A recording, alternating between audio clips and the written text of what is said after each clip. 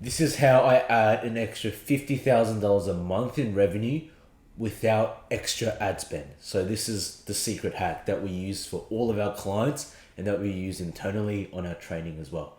So for context, I'm Nathan, the founder of Noctis Digital, and we help our clients with sales, marketing, and business operations to help them grow. So here is the situation that our clients are usually in, okay? So this is for prospects basically. So the quote or contract is presented and the prospect says, perfect, let's do this, let's do the job, I'm picking you guys are the best. Cool, so everything is going smoothly. But then something happens. When you ask them to pay the deposit, they start becoming hesitant, okay? But first you want to make sure, and you want to just 100% make sure that they actually mean it when they say, yep, I'm going to pick you guys and I accept the quote. So usually what happens is you send the quote via like a online e-signature app like DocuSign, which are the ones we recommend. DocuSign, Dropbox sign. You sign it, so you send it to them, and then they sign it and they give it back. Cool. So that means in writing and officially, they accept your quote and they accept you as the number one choice for the job. So cool. So most people feel like they've won the job, but there are other things you can tweak to ensure that you're winning more and then you're putting yourself in a better situation. So the prospect says, cool, everything's all good. Then the prospect starts becoming hesitant to pay the deposit as soon as possible, right? They all pay eventually, but you want to pay it as soon as possible. And this is how you find out, right? What you want to do is find out exactly why. Don't let that happen. Find out exactly why. So what you want to do is prevent buyer's remorse, right? Because ultimately a contract doesn't matter, right? Usually, not legal advice, by the way. Usually there are loopholes in legal contracts, such as a call-off period. There are also rules and regulations around just basically builders, renovators, and customers in the ACCC if you're in Australia. Or ultimately, they just, if you don't handle that objection or that obstacle, they just won't pay you at all. And you're not obviously going to sue them, right, over that. And it'll be a pain in the ass for both parties. So what you want to ensure is you want to ensure that from the start all the way to the end of the sale, that there are no obstacles. So when they're hesitant to pay the deposit, you want to find out, okay, why is that? And usually one or three things happen. Number one is they become uncertain or worried about money, right? For example, they might have had a bad experience with builders or dodgy builders or with dodgy tradies, or they're just more skeptical people, or they're just more, more of those pessimistic people. Cool, that's fine. You don't want to change their personality. But what you can do is isolate, find out, okay, so what you can say to them is, okay, everything else is making sense? Yeah, correct. So is it just that deposit that you want to, hey, potentially work around with me? Cool. So then two things can happen. Number one is if you have and if you can, you pull up the details of some of your clients, your previous clients that have been happy, and you say, okay, since you're worried about X, Y, Z, A, B, C, D, let's call one of my happy clients live. I'll be on the phone, you'll be on the phone as well, and we'll sit here and then we'll call them. And you can ask them as many questions as possible, and you can get a feel of exactly what we do, and then have all of your answers and have all of your questions answered. Or ideally, what you can do as well is, if you're next to an existing job site, get in my car, let's go visit the job site, and then I'll show you exactly A to Z, right? You can go speak to the client, who's obviously most likely at home. You can speak to my trades, you can touch the project, you can look at absolutely everything, and that will provide absolute certainty over the actual project and you, right? Because they get to see you, they get to see the project in action, they get to speak to your trades, they get to speak to your client, and it's all physical, right? That's even better than speaking to the client. And you can actually do both at once if there's a job site nearby, and then you can just take them there as well. What it also actually shows is that you're committed to your craft and you actually care about them, right? Because you're driving them around and showing them stuff. So that's really important as well. And it's actually worth your time. One big thing is, it's not worth my time driving them around. It is worth your time because they've done 90% of the sale. They're 90% there because they've actually accepted the quote in writing as well. So isolate, provide social proof on the spot. To also incentivize your previous happy clients to be on the spot and answer phone calls, you can just give them like a $50 Coles gift card, a $50 JB Hi-Fi gift card, for example.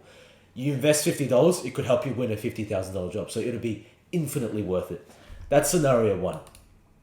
Scenario two is they go, okay, I'm happy to pay the deposit, but the job starts in 4 weeks' time. I'm going to choose you now. Can I pay in 4 weeks' time?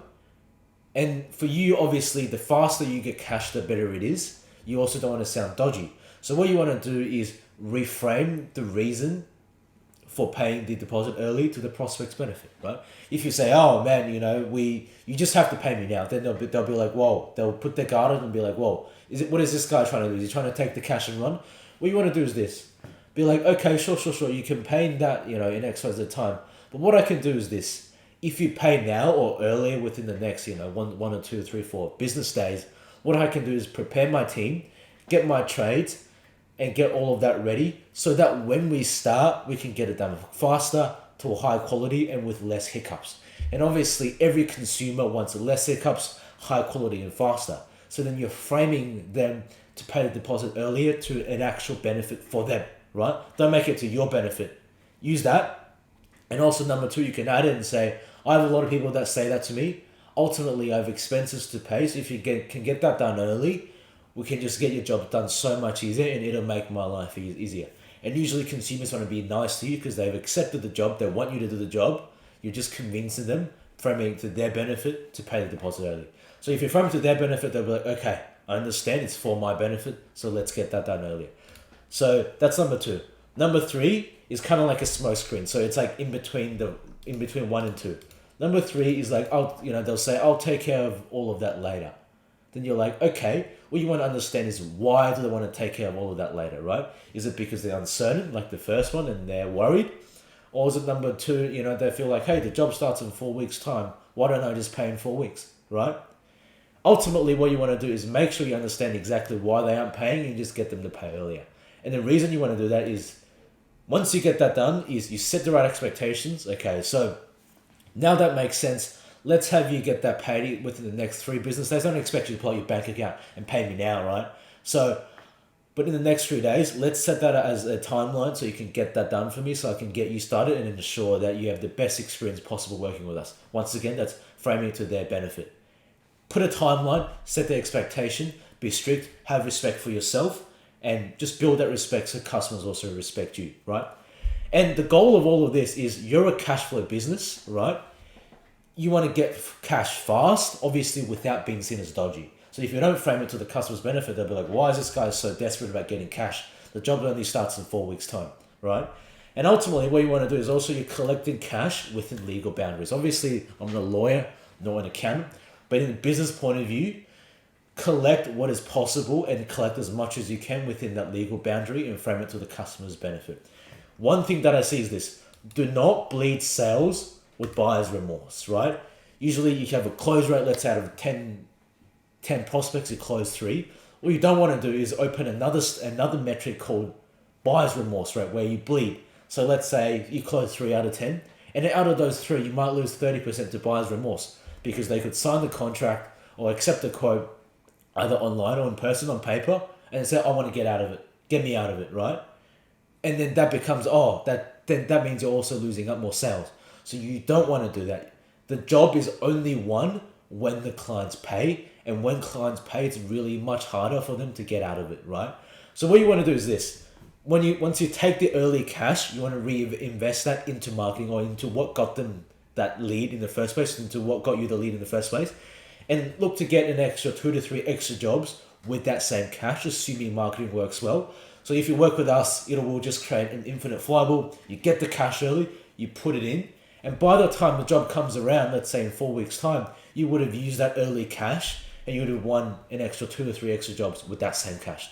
For example, I win a job, starts in 4 weeks' time. I want to take that $5,000 deposit. Let's say it's 50,000. In my state, we can take 10% early. So cool. We'll take the 5K early. We'll put it back into ads. And by the time that job comes around in 4 weeks, I would have used the budget, gotten more leads, and closed an extra, let's say, 2 jobs worth 25 grand each, or 50 grand. That's very, very reasonable, and it's actually quite low. Some of our clients turn 5 grand into 300 grand in jobs in 4 weeks. So think about the cash, right? If you get it early, you can get in so much extra cash instead of just losing money from the start.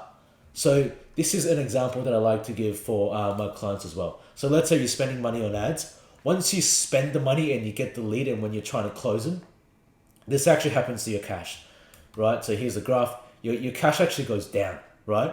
And then you wait for payments like the deposit and then more gradual payments, and then it goes all the way up, and that's a return, right? It's right here. This is the return. So this is the extra cash. So what you want to do is avoid this downward slope as fast as possible, and then bring the cash up. So that's the goal, right? The goal is as soon as you can, you've sent money out. Let's say spend $1,000 to get a whole job. You want to get the $1,000 back and more as soon as you can. Put it in the ads and keep getting returns. So that's the goal of it. If you need help with anything, marketing, sales, or you want more information on how this works and our internal frameworks and our sales training, we can provide that to you as well.